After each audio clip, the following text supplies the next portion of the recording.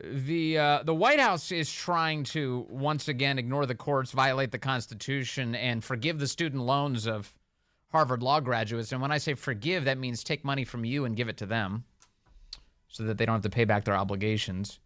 And as a way to justify this, they're now attacking Republicans whose businesses depended on these emergency, quote, loans that the government put out during the government-imposed lockdowns of our country, saying that these Republicans are hypocrites for daring to say that Biden's not allowed to just give away our money for these student loans. Among the people under attack is my next guest, Congressman Pat Fallon. He represents Texas's 4th Congressional District. He's a member of the House Oversight Committee as well, and he joins us now. Sir, good to have you back with us.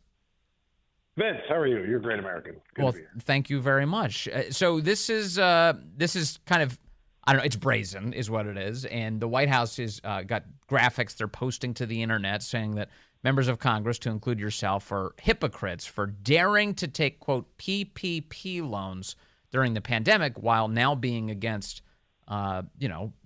bribing student loan recipients. What do you make of this? Thank you for asking me, Vince. It's sad, it's pathetic, and it's wildly inaccurate. So let's go over some differences, shall we? Employers, for the first time in our history as a nation, were told that we could not come to work. Our employees couldn't come to work. We couldn't have sales meetings. We were restricted access to our customers and our suppliers. So our business essentially ground to a halt in many cases. And then the government came and said, hey, we're going to loan money so you can make payroll so you can keep jobs. So it was a bizarre, surreal world to be in at that time. And our business took the loans. I thought they were loans that we're going to have to pay them back. And then they said, no, we're going to forgive them all. All right. Due to no fault of our own. Yeah. Go ahead. Sorry. No, I just want to make sure, because as I recall at the time, the point was, so long as a business followed all of the requirements, which is you kept your employees employed and you paid them on time, so long as you met all those expectations, then you wouldn't have to give any money back to the government. But if you failed to meet your obligation as a business, then you would have to treat it as a loan and pay it back. Yes, and we met our obligation, and instead of having to lay anybody off, we met the payroll. As the owner, my income was dramatically reduced because we didn't have much profit back then. Right. But the point was surviving, and we could have survived one of two ways: take the PPP or lay off employees. So I sold the business. Now I don't own it any longer, but it survived. Now here, let's take the difference, because I did have a college scholarship, but I also took out some side student loans. And guess what? I paid them all back to the penny when I was in my 20s, because I made it a priority to sit there and tell young people that as an adult, you can sign a loan document, promise to pay. Yeah. And then when you graduate and start earning, even though on average it's only 4% of the income of people that had graduated, their loan payments only take up that percentage, that we're going to now just forgive it because Joe Biden's looking for free votes come November. It is absolutely, you know what? It's such a double standard that if the Democrats didn't have double standards, they'd have no standards at all. As Chris Plant coined, it's totally right. So in this case, in other words, this apples to apples comparison is that you paid your student loans back, haven't taken them, and meanwhile Biden is saying that his voters don't need to do that. Yeah, that's fine. I'm not sure if Chris Plant had got it from me or if I got it from him. We have to check the record. Oh, my. All right. Yeah, we'll find out about that. All right. That's funny. No, I love Chris. Listen, if he was saying it before 2020, then I got it from him. But, the point is, it sets such a bad precedent. Yep. For particularly the person that you're forgiving the loan on. Then they don't think that their actions have any consequences. They're mostly young people. They need to know that if you make a commitment, you follow through with it. Because then furthermore, Vince, think about this. What about the future students that have paid to take out loans? They're going to expect that their loans are going to be forgiven. What about the folks like myself and others that took out a loan and paid them back? Yeah. What about the folks that go to trade schools or never go to college at all, never take out the loans? It's unfair that we all have to pay for these folks that are basically deadbeats. Well, let me just also, there's also another lesson built into all of this. This is what happens every time you deal with the federal government. It could come back to haunt you. Like just the fact that the government, first of all, shut down your business and then said the only way you can keep doing this is if you take this money.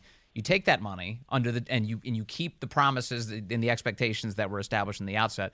And now the federal government is now using it literally against you, Congressman, that you did what they asked you to do in the first place. This is why the government should be not a part of your life at all, because when it is, it can come back to haunt you and bite you in a big way. Well, what did Ronald Reagan say? The most scariest words any American can hear is, "I'm from the federal government. I'm here to help." Yes. Yeah. Look, we've got the data sets now. They were just dead wrong. We got the data sets from California versus Florida, from Texas versus New York. And Texas and Florida did as much as they could to protect the freedoms and liberties of their citizens and their residents. And California and New York did not. They infringed on liberties. And guess what? They had almost exactly the same instances of COVID per capita, of hospitalizations from COVID, and deaths from COVID. So clearly it proved that you might as well have just protected liberty and freedom, asked people to act responsibly during a pandemic, and we would have been far better off. So the PPP loan should have never been necessary in the first place.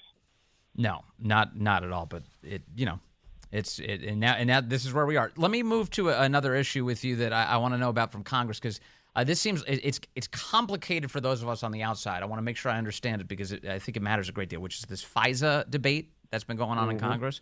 The government has been discovered to have abused its surveillance powers against American citizens hundreds of thousands of times, including people who were in the Capitol building on January 6th and even Black Lives Matter protesters. These are Americans participating in things domestically, and they were spied upon using a foreign spying power that the government is supposed to use on foreigners in foreign countries.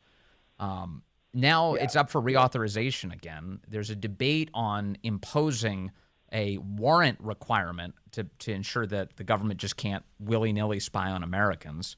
And yesterday, there was a vote, like a rule vote yesterday, that only 19 Republicans voted against. And from where I was sitting, it was meant to, those 19 Republicans were on the side of ensuring that there's a warrant requirement.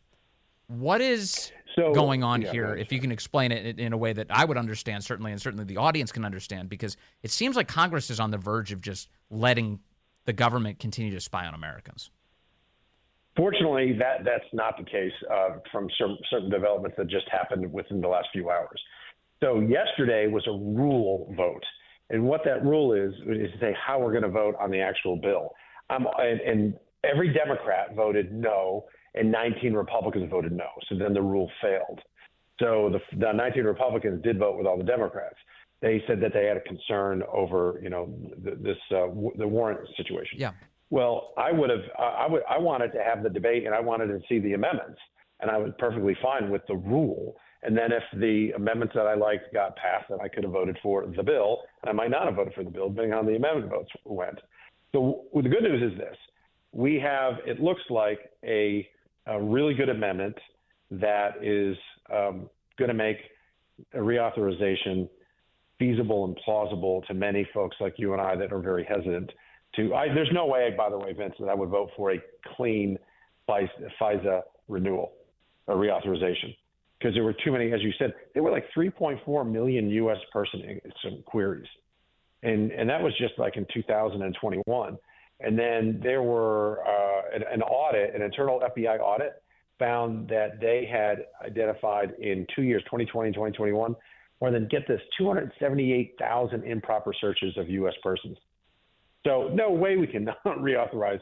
So what this does, the amendment's going to say, it's going to require a warrant or a court order before a query of a U.S. person under the 702 section.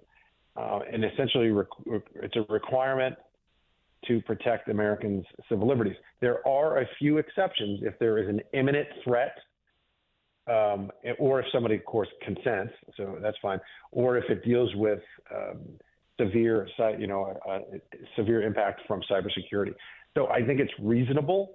I think it's real world, and there's 56 other protections in place to reform FISA finally. But is this the bill that the Intel Committee drafted that Mike Turner's been leading? No, this one, the Judiciary Committee, is the one that drafted, with Jim Jordan, is the one that drafted the amendment I just described. Okay, so because the Intel Committee bill, my impression is the one that Speaker Mike Johnson supports and has been looking to advance. Is that right? Yeah, that was. It was. Trust me, it was something. It was. I saw it clear as fog through all the haze.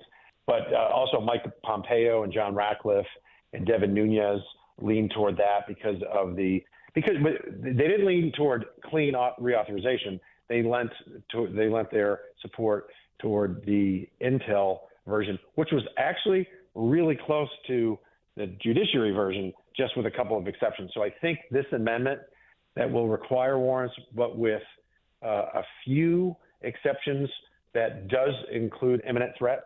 Like we're talking about some nuclear bomb or some dirty bomb somewhere in a big city. You might not have time to get a warrant. Yeah, one would assume. Although every time you hear something like this, that your spidey senses go up because the government, in making this type of arbitrary decision, what is an imminent threat, often errs on the side of trampling on civil liberties. Unfortunately, right. And this is the good news is it's explicit in its phraseology. Yeah. As far as what those definitions are. So this won't be abused, and it's also going to have felonious penalties put in place for any further abuses. By government officials. In other words, a government official Correct. could be charged with a felony for abusing the rights of American citizens. Yeah, and if they do that, and with all the warnings, and we need to put more safeguards in, we put the safeguards in. If you want to violate that, then you're going to jail. So I don't think that they want to risk that. That's great. I'm for any legislation that imposes criminal penalties on federal government officials who abuse their power to hurt Americans, for sure. Yesterday, we talked to Congressman Matt Rosendale about this, and he indicated that the Intel Committee bill, he told us, actually expanded the spying powers of the United States government. And he said that just a clean reauthorization would be even better than the one that was being presented by the Intel Committee. Is that your view as well? No, not so much as I don't think a clean authorization would have been better, not at all. So I would disagree with that statement. I would agree that there was just a lot of disagreement. You've got two folks that are, I don't sit on either of these committees, Judiciary or Intel, but you've got some good folks that I respect that just fundamentally disagree. And one would say, hey, this is going to do X, Y, and Z. And then the other would say, no, it's not. It does not say that at all. And also not being an attorney. There were several head-scratching moments within the conference when we met yesterday. I also went to the classified briefing as well because I want to make a very educated decision. I think it's very important. I do want to protect the homeland. There are nefarious actors out there that want to do us harm on a mass scale, incidentally. And we've got to be cognizant of that. At the same time, I think we can thread the needle and do both and protect American civil liberties as well. Yeah, I mean, I hope so. But as I approach each of these debates, I always err on the side of liberty with risk is preferable to safety without liberty, for sure. Which is, I want to get rid of the TSA. I hate the TSA at the airport. I think it's a stupid charade that we're still doing that. But on this, the votes yesterday, the 19 Republicans who voted against yesterday, it doesn't. What you're telling me is when I see Marjorie Taylor Greene, Jim Jordan, and yourself, sir, Pat Fallon, on the side of yes yesterday, it was merely to advance the rule, but that you are all for imposing a warrant requirement here. Yeah, I would not want to speak for them, but yeah, of course. And that's the thing with when you and I know it's complicated because it's inside baseball, but there was a time for like a very long period of time, 15, 20 years, where Republicans never took down a rule. You might vote against the bill itself, but you don't take down the ability to vote on legislation. It's a very new phenomenon from what I'm told, and because I've only been here 3 years, I've been used to it for the last year and a half because it's happened so often.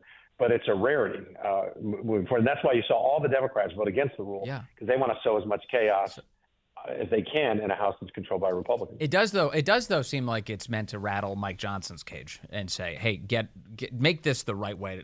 Take care of this for the American people. I noticed that Speaker Johnson is going out with President Trump tomorrow to make a big election integrity announcement, that they're working together on that issue. I think as a political matter, that's not surprising. I think Mike Johnson wants to hold the base close. But is this the kind of thing when 19 Republicans vote against this rule, is it the kind of thing you think that gets Speaker Johnson's attention? No, I definitely think, and Mike is the best. He's the most conservative and most talented speaker I think we've ever had in our history, at least in modern times. I don't want to, like my Congressional District 4 namesake, Sam Rayburn, and we're sitting in his building right now. I don't want to go all the way back there, but in the modern times, the last 50, 60 years. So I want to give him some runway to succeed. And him and President Trump are friends, and they're conservative allies.